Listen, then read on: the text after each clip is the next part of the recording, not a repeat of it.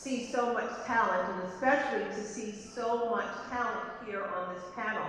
And you know, I think just coming out of watching the Olympics just a few days ago, and also my family, we went to the Olympics in Paris, it's truly incredible. And so here we have three extraordinary athletes that we can be so proud that we share Harvard with them, but we're really here to learn more about, well, really, I want to know about everything. I want to know about the journey, I want to know about Harvard, but I really want to know about the Olympics and what it's like to be in the Olympics. But, so I'm going to start with you, Meredith. I had heard that you ran as a child and then you stopped, and then you started again. So will you just share a little bit of that with us? Sure. I did run age group track when I was little. I ran from the age of 8 to 12. And I remember saying when I was 8, I won. Anyone from New York may have heard of a big meet here called the Colgate Women's Games. That was my very first track meet. We just celebrated the 50th anniversary of that. So I won that meet when I was 8 years old, and I was interviewed on TV, and I said my goal was to one day go to the Olympics, not the Olympics.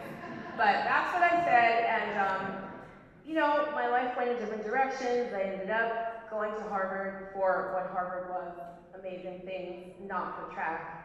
And because I felt it was such a welcoming environment, I got the guts to walk down there and ask the coach if I could walk on, having not run a step of competitive track in 6 years, I think.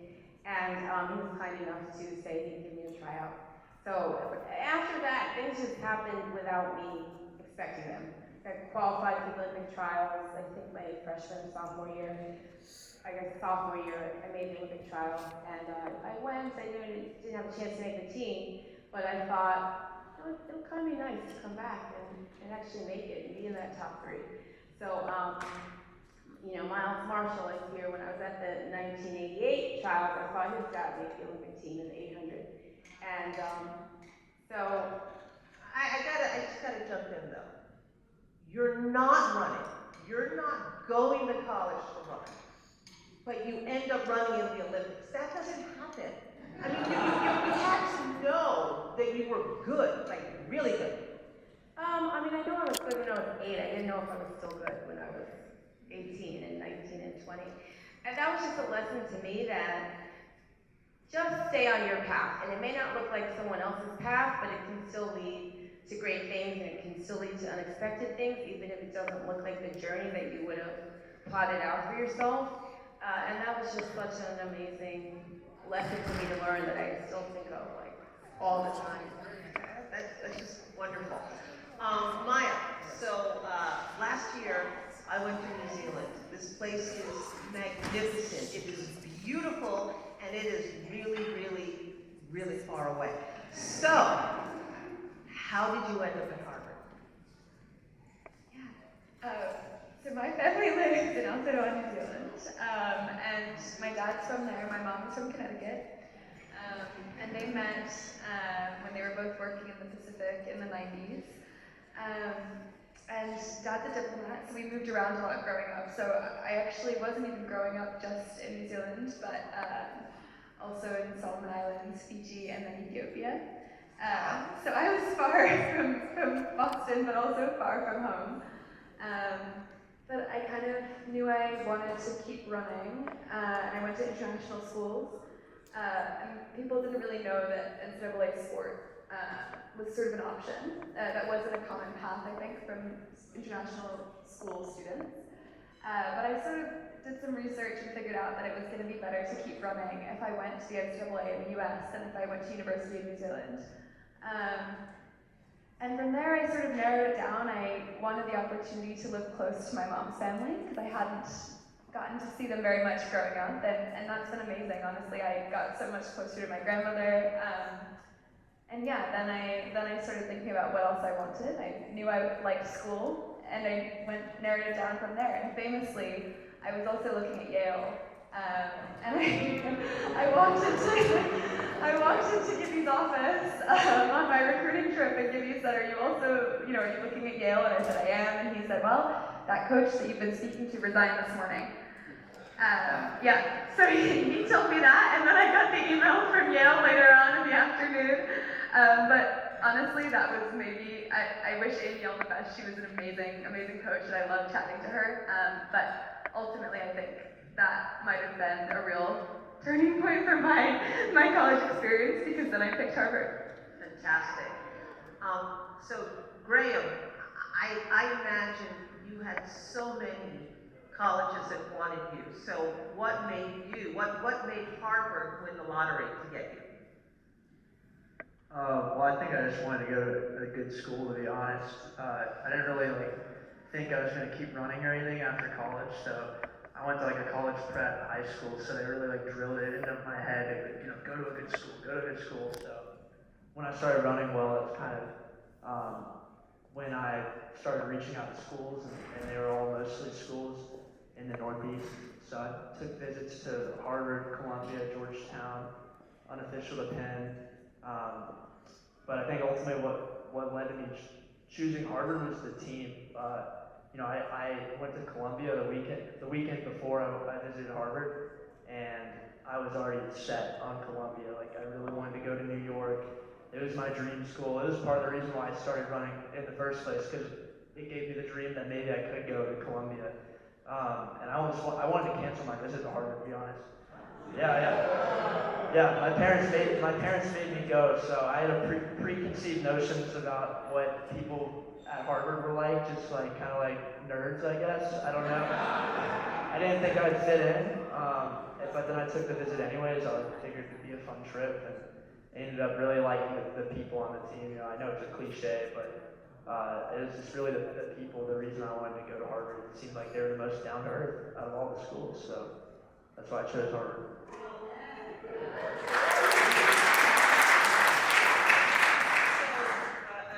Speaking of the team, so we just went down the hall and you guys made a FaceTime to the current team to wish them good luck tomorrow and next day at HEPS.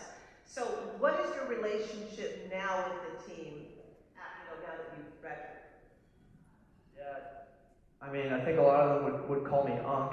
That's what they say nowadays. But I think being with I'm still coached by Coach Gibby at Harvard, so it's kind of nice being not a teammate anymore, but just more so a guy that's around a lot. Hopefully I can be a good role model as an athlete for a lot of people on the team. But it's also now fun to kind of not be on the team and not care as much about just not to have to care as much. Now I can just kind of watch and enjoy and spectate. So I think that's what I've really enjoyed this past year, being able to watch the team as an outsider and really watch them try to succeed. Maya, you mentioned that you're hanging out at the track too. So what's that happening? What's that? Yeah, so I've just moved back to Boston in the last 2 weeks. And I'm going to be I'm based at Harvard. So it's honestly been amazing. I think in my first couple of years after graduation, track got really intense. And I think something that's been good for me selfishly to be around the team is just a reminder that it's supposed to be a fun thing.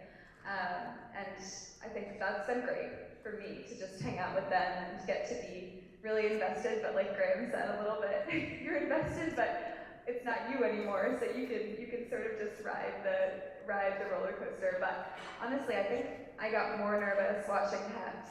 Last year I was a little better, but the year before I got more nervous watching cross-country HEPS after graduating than ever when I was racing. So hopefully there'll be more of that this weekend. That's great. So Meredith, tell us about your journey to the Olympics from Harvard and after Harvard. How did it happen for you? Just 2 laps at a time. Just kept running. No, I actually was a journey. I mean, I look back and I think about things I would have done differently. I didn't really have stable coaching over the next couple of years. That's something I wish I had done differently. Found myself a better situation and stayed there. And Can you expand on that? What was it? What were you doing? What happened? I moved back here to New York, to Brooklyn. Actually to my youth coach, and I won't say more about that, but I didn't stay very long, and then I ended up kind of finding, I don't want to say it, a national team coach that just said, hey, just come here for the Olympic year. I'll get you to Barcelona. But I didn't really have great training partners. And actually, I went to Barcelona and I did not do as well as I had hoped. I call myself an Olympic tourist. I did more like visiting in Barcelona than I did on the track. And I went home and I said, I'm not letting this happen again. I packed up my little car and drove 3,000 miles to San Luis Obispo, California to work with Brooks Johnson, a legend in United States track and field coaching. And my reasoning was, I said, I need to have a coach that I'm more afraid of him than of the 800. And at that time, I was running the 800 in fear. I was scared of the lactic acid. I was scared of the third 200. I was scared of that last 50 meters. And I said, I need a coach that's going to get me through that because I'm going to be more afraid of not performing for him and doing the training than the 800. And that worked out perfectly for me. I went on to have great PRs and moved up into the top 10 in the world and made World Championships finals and set the Olympic trials record in 1996. And I actually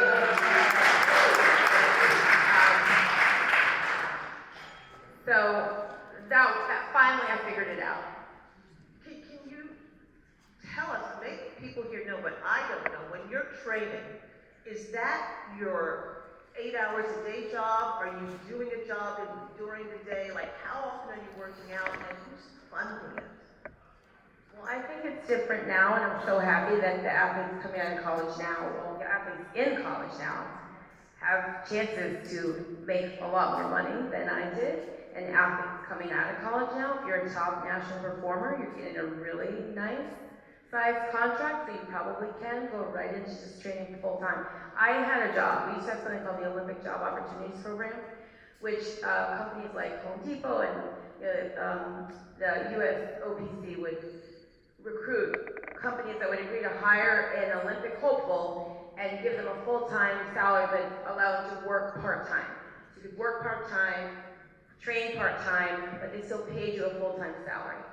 So I came back to New York and I had a job and I worked, and then went to the track in the evening. So initially, at least. But it's very different now in many ways, and there are more opportunities. But I also feel like there's a lot more pressure, and I wouldn't change my era of running. And I honestly don't think I'd make the team now. I mean, I don't think I would have gotten, been able to walk on at Harvard now. I don't think I would have made the Olympic team in this era, so I wouldn't trade my time for this time. You say that, and yet you were a legend for Harvard, so I mean, you did the right thing at the right time. Maya, but can you, off of that, talk about the opportunities that both you and Graham have now in terms of training and funding your training and how it's different from it, was, 20 years ago? Yeah, absolutely. First, you would have made the team. You would have.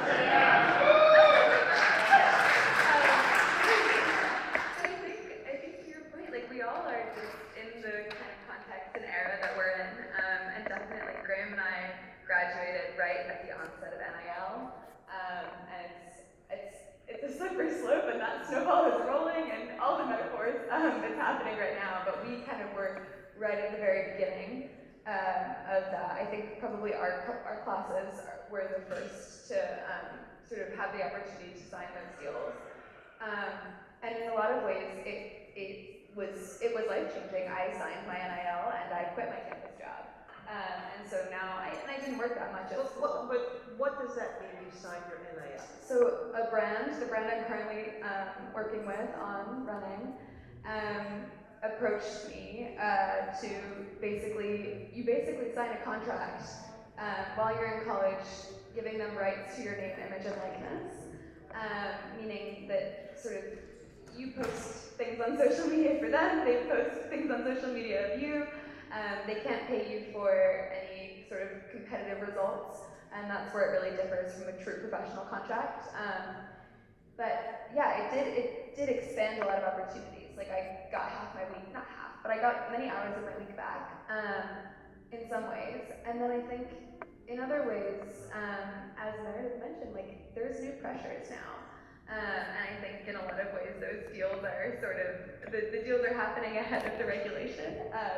So it's a really tricky world for people to navigate, and I was really grateful that for me it meant that I got to build relationships with people in the industry who then when I was ready to graduate and be done in the NCAA, it paved the way for my professional contract, which now means I get to run full time, and I just can't be thankful enough for that. And it's tricky. It's a big world out there for people to navigate, especially young people who are still in college. Absolutely. So, Graham, you two were in the era of NIL. How do you think your college experience would have been different if you went to like a non-Ivy League as opposed to going to an Ivy League?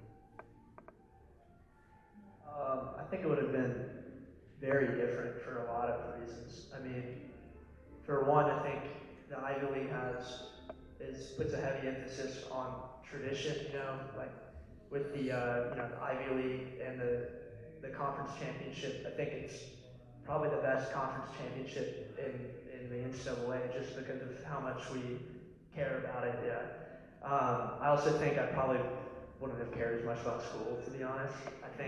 I think at Harvard, like I had a lot more academic opportunity that I wouldn't have had otherwise, and I think I think the main thing is I was surrounded by people too that were a lot smarter than me.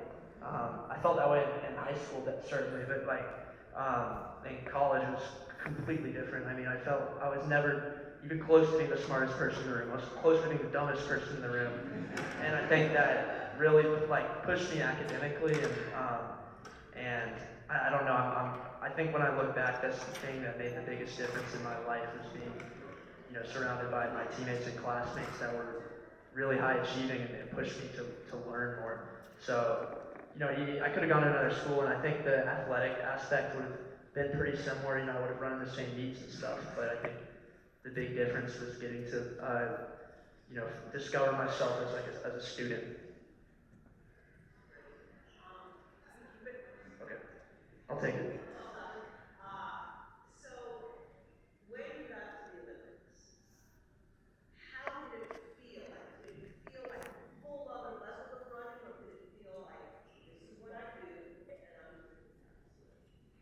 Yeah, I mean, I think for me, I wasn't, I don't know, maybe I was kind of shocked. I wasn't very nervous about it or anything. I think, I was coming off of an injury that winter in the lead up to the Olympics, and, my dream was to make the Olympics that year, but I wasn't really putting any expectation on myself to, nor did I have any expectation from anyone external to make the Olympic team. So when I did, it was, I felt like maybe I was one of the most fortunate athletes there, because I just felt like, dang, I just got given an amazing opportunity. I also my secret that year too was I started reading a lot of books about space. This is going somewhere. And basically it gave me this it kind of helped me reframe my pre-race nerves and my anxieties in general on a day-to-day basis. Just reading, Carl Sagan and learning about some moon that we landed this satellite on that orbits Saturn or something and just understanding how vast the universe is and how small we are on this pale blue dot, as he puts it. And so I kind of brought everything down a level, okay, you're gonna be fine. This is it's just a foot race. This is a massive universe, and this is just a little foot race. I don't know if that makes sense, but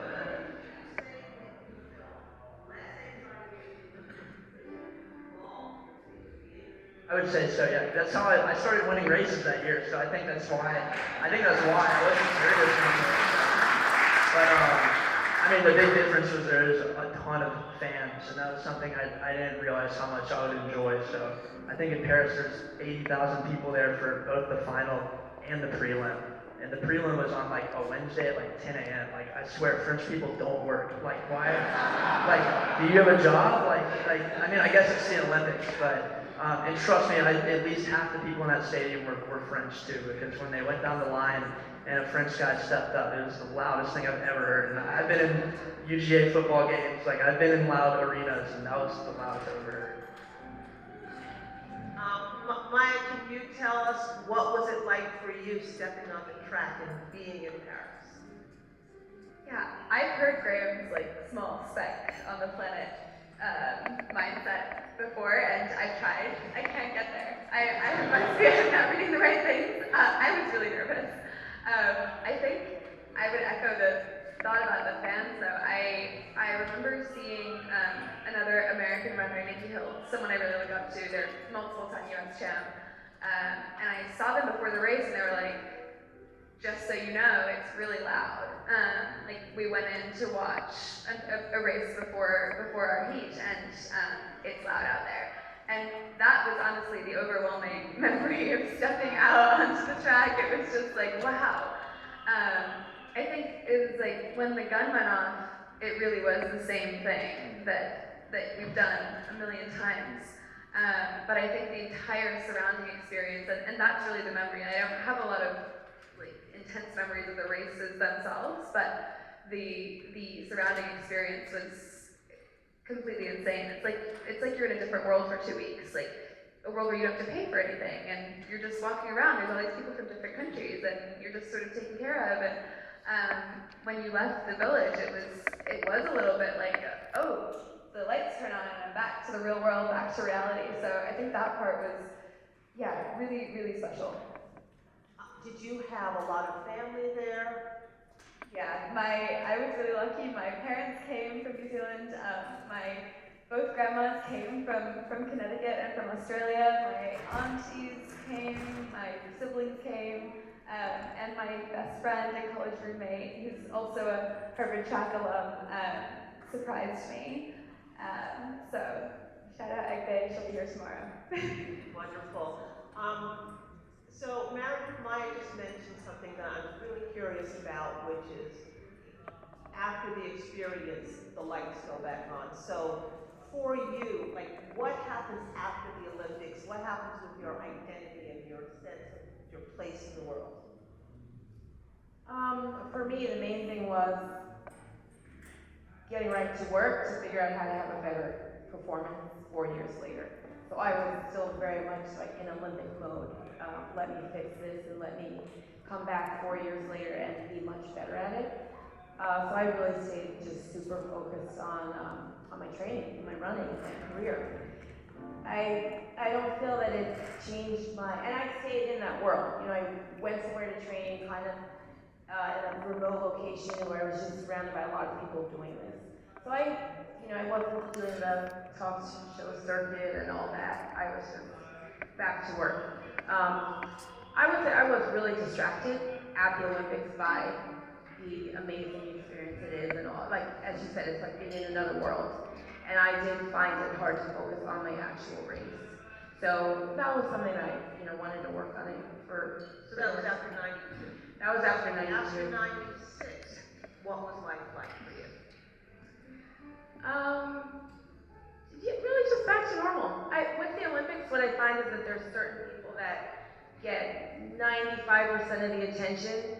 Like if I ask you to name some, Olympians from that we just completed right now, there's probably you could name 3 or 4, and they got probably 99% of the attention, the publicity, and then the rest of us kind of compete in anonymity. So I feel like I had an amazing experience. I wouldn't trade it for anything. It is absolutely elite, spectacular, but I feel like I had a very anonymous Olympic experience, and I just came back to the real world, just as I had come in. Got it, beautiful. So, Graham, LA 28, are you going? Do you want to go? Yeah, I want to go.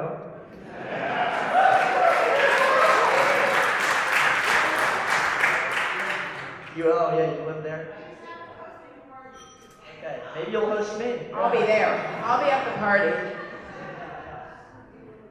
Yeah, honestly, that's funny. Going off what you're saying, about being the Olympic experience kind of almost derailing your performance. I don't know if that's what you're saying. I think at the Paris Olympics, after my prelim, I started to get a little sick. So, and there's like 2 or 3 days, I think, between the prelim and the final. And so I ended up just sitting in my room the whole time. And then I ended up racing pretty well. So I think, thankfully, I got sick because otherwise I would have been walking around all the time and like talking to people. And so that moves on to my game plan for LA, which is, it'd be nice to have like an Airbnb outside the Olympic Village so I don't get sick, because it's kind of like same thing as like freshman year of college when you get in and you just get the freshman flu, people coming from all over the world, and all these germs and stuff. I do want to know about the politics of living in the Olympic Village or not living in the Olympic Village, and also I'm curious if you guys had roommates when you were there. There's for Paris, the U.S. basketball team was not in the village. Like LeBron wouldn't be able to walk a step without someone asking for a photo. So they're really high-profile athletes don't stay there. And then I would say I remember some of the top track athletes opted to get their own place. I think the general consensus is like it's kind of lame, Like I feel like it's cool to stay in the Olympic Village.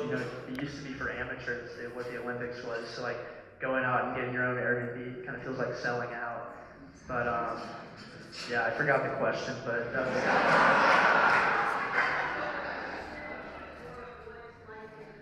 Oh yeah. So I did have a roommate, and he left to get an Airbnb. And it was for good reason. I think the one story I tell about my room is, well, first of all, the beds were made of cardboard, so that might have been the one reason that he wanted to leave. And it was very they put a big emphasis on sustainability, which that ends up just meaning the athletes are sleeping in kind of poor conditions because the buildings were made of somewhat cheaper materials, but unfortunately in Paris it gets really hot in the summer. And to say one more thing about French people, they really like to be warm. They don't like AC. So there's no AC units anywhere in the whole Olympic Village.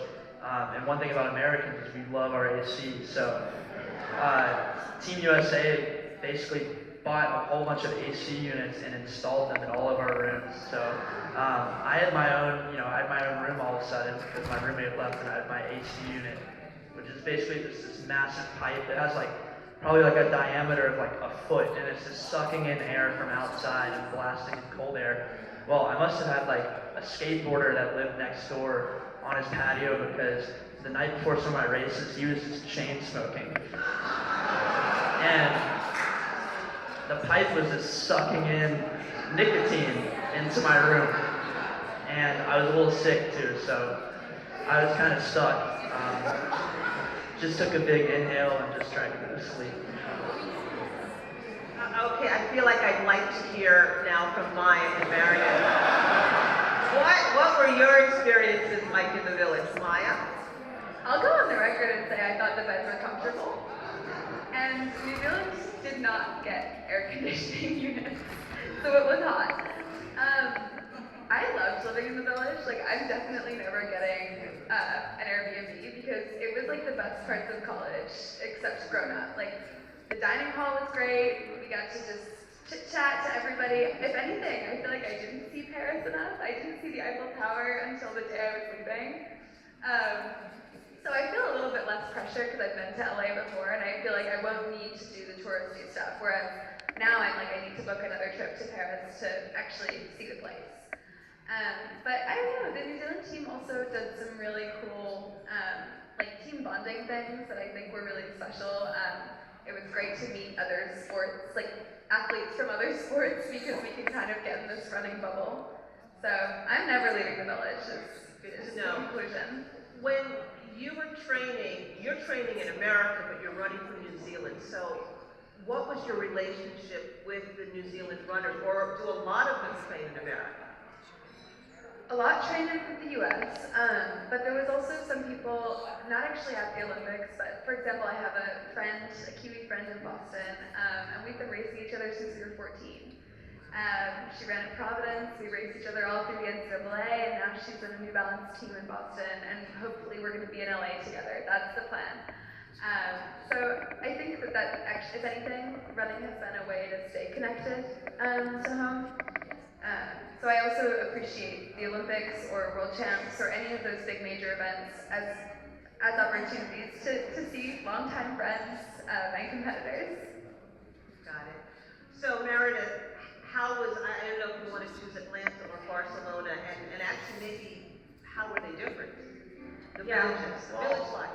Well, one thing I'll say, I don't know if McDonald's is still a worldwide Olympic sponsor, but one thing, little known fact about, at least when I went in '92, there's a 24-hour, 7-day-a-week free McDonald's in the village.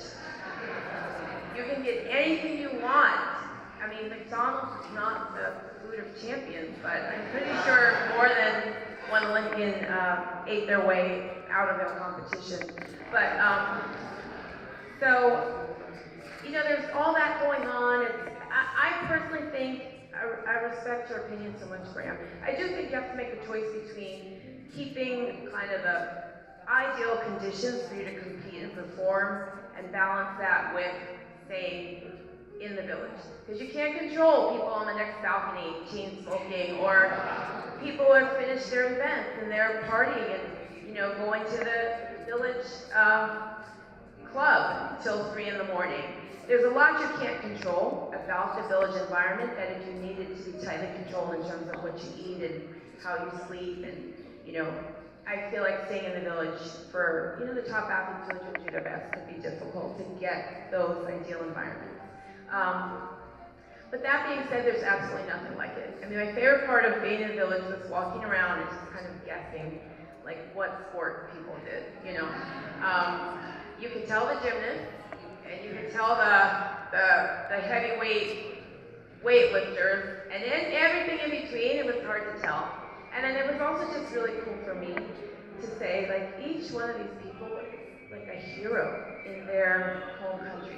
Like, this is like the most famous person, you know, in their country, wherever it is around the world, and like, I'm here with them right now. So I really loved being in the village, but again, I didn't actually do that well at the Olympics, so don't go off of me.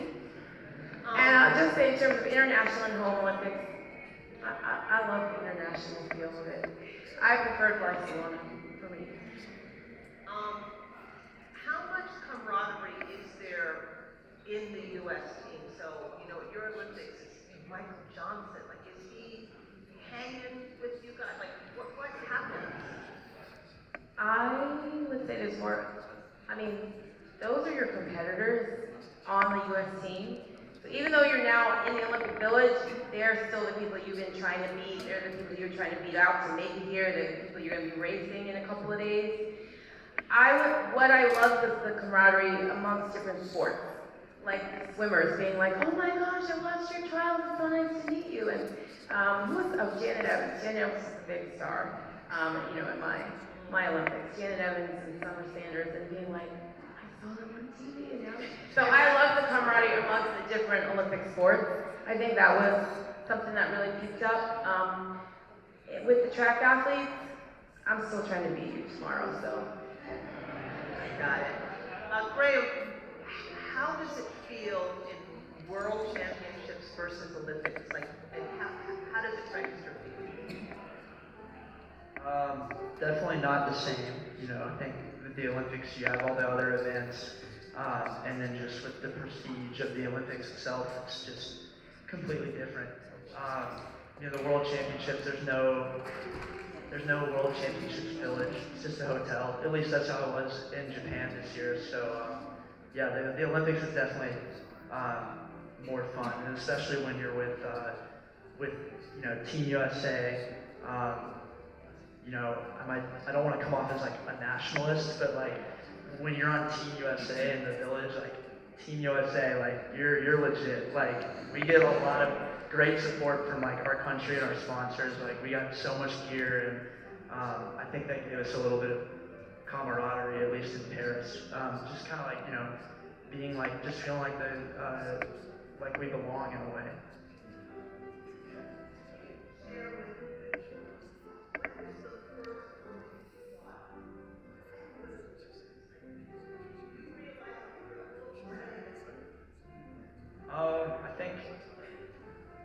think it was at the end of my sophomore year. And I feel like when you set those goals, they're never realistic in the moment. They're kind of like just far off ideas, but it always starts with like a little thing. And for me, I think it started when I was at NCAA championships, like my sophomore year in Texas. I don't know, I just feel like I finished runner-up at the 5K, did all right in the 10K, and I think, when I ended the season meeting with Gibby, I didn't say I wanted to make the Olympics, but I told him I wanted to be the first athlete to break 13 minutes in the 5K in the NCAA or whatever. I never ended up being the first one to do it. I was the second. But I ended up but these things build on these goals build on each other. And that was the first real goal that I set on the way to getting there, because I ended up running 13:03 that following season, which was under the Olympic standard. And if I hadn't run that time before I got injured, like I said, I got injured before the outdoor season, I would have had no shot to make the Olympic team, because I wouldn't have had the standard. So I'd say about a year in advance. I never really had that in my field of vision until a year coming up on it.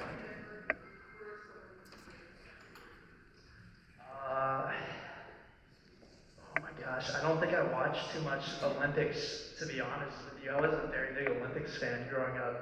I feel like I remember watching the bobsled, because I took an interest in Cool Runnings. That was one of my favorite movies. But I could not tell you where the Winter Olympics have been held the past few years. But I've definitely watched back a lot of them. Georgia, we hosted the 100 Olympics, I believe, 96 was. So we're just still overflown with Olympics gear in every thrift store in all of Georgia. It's all still there, and it's vintage. So I definitely kind of knew it's vintage now. It's cool. It's cool. It's okay. No offense. It's cool. It's not one. But yeah, definitely understood what the Olympics was, as being from Georgia. Maya, how about you? First recollection of watching the Olympics, and it's great. I definitely watched in 2012. I don't remember what. I remember the opening ceremony, but I do remember faking being sick in 2016, getting off school to go watch the 100-meter final, which was Bolt's last Olympics. And I called my mom and I was like, hey, I'm not feeling so well. And she bought it, and I went home and I watched that. So that was my early Olympic memory. And did you always know that you wanted to run for New Zealand? Yes, I didn't think I was going to keep running after college, but growing up, I guess when I was 12 or 13 and I kind of became more serious about running, we were living in Fiji. Athletics is huge there. The secondary schools track championships get 20,000 people in the stands. It's awesome. It's they say it's the biggest high school track meet after Jamaica. So that was really cool to be a part of, and then Dad was like, if you're serious about this, you could go home and compete at home. It's only a 3-hour flight, so I joined a club. And I think because I had gone home periodically over those years, it was never really a decision for me about which country to compete for. I felt really connected to the running community in New Zealand, and yeah. Meredith, how about you? First Olympic memory? Well, that was probably watching the Wilma Rudolph story and watching her Olympics. So it wasn't actually me watching her go to the Olympics. And then when it really hit me was walking into the opening ceremony in Barcelona, and I literally got goosebumps all over my body, and I said, this is what it feels like when a dream comes true. And I went back to my 8-year-old self saying I wanted to go to the Olympics, and I was like, you did it, you're here. So, excellent. We're running out of time. I want to ask you all one question. I'll ask you the same question, which is, if you could give one piece of advice to younger runners coming up, what would it be? And then also, if you could change one thing, what would it be? So it's a twofer. What advice and what would you change? That might be the same answer. I think it's probably something, this is a good thing if we have any parents in here, that have kids that want to be pro runners or whatever, but I think it's a big mistake or what I think is a mistake that I see is a lot of parents or a lot of athletes trying to do too much too soon, when they're in middle school or high school and they're still young, trying to find a private coach that works for you and like trying to do all this stuff. And this is just anecdotal because this is what worked for me, but I think it's more important for when you're younger just to enjoy, running, enjoy being part of a cross country team.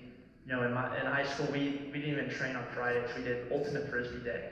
That's what, and then I ended up being a professional runner, and I think that kind of goes to show is, whatever high school you're part of, like trust your coach, trust your training, and just enjoy it. If it's gonna work, it's gonna work. If it doesn't, it doesn't. And at the end of the day, if you're not enjoying it, then there's really no point.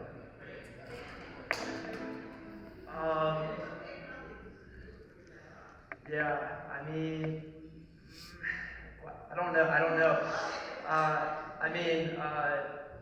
I think I was pretty good about being coachable. Like, I guess that kind of goes hand in hand with what I was saying. I guess I could have been even more coachable than what I believe. I could have maybe made better decisions, like when I was like a freshman or a sophomore. But I also think you kind of have to mess up your freshman, sophomore year to learn things. You can never give a freshman advice; they don't listen. So it's like you have to mess up yourself. And look, you did so much right with your career. It's incredible. Maya, some advice. Yeah, I'd echo everything Graham said. My high school coach also had us play touch rugby on Fridays. Friday was also a no training day, so clearly there's something in that. I think that the thing I would say too is that I think if you're unhappy or not even unhappy, that's maybe too dramatic, but if you're not enjoying the sport, the results are never going to come. Or not in the way you want. And I think that was something that I had to learn over the course of 4 years in college. I think that there's like a pretty direct correlation between the years when I started really just saying, you know what, this is fun. I enjoy chatting to my teammates when I get down to the track. I enjoy the feeling after I've finished a hard workout and trudged my way to Dunster D Hall and had dinner. And when I started having a lot of success on the track, and I think that it's possible to sort of create that for yourself. That doesn't just sort of happen. And so I guess my advice is just if you're not enjoying it, or if it's not feeling fun, then take a beat and sort of figure out a way to change something. Yeah. Great. Yeah. And Meredith? I'm going to quote one Maya Ramsden, who, after you won your first NCAA championship in the 1500, and you said, last year I came here and I was so nervous, I didn't enjoy the experience, and this year I just came to run with joy, and that's why I won. So that's it. Like, hold on to the joy and the love. Results will take care of themselves when you run with joy in your heart and you're doing it because you love it and not because you're trying to get to a certain outcome. I think we saw that in the Olympics with the ice skating. Skate for joy. Well, the three of you are just so impressive and are heroes to so many of us that have run alongside you or before you. And just thank you for just sharing your experiences. I mean, I could do this all night. I'm fascinated by your stories and rooting for your successes in 28, and just so proud to be part of the generation, part of the Harvard track community. So thank you all for coming. Continues, right? Thank you guys. Thank you very much. It was really fabulous, and thank you all. We are going to move into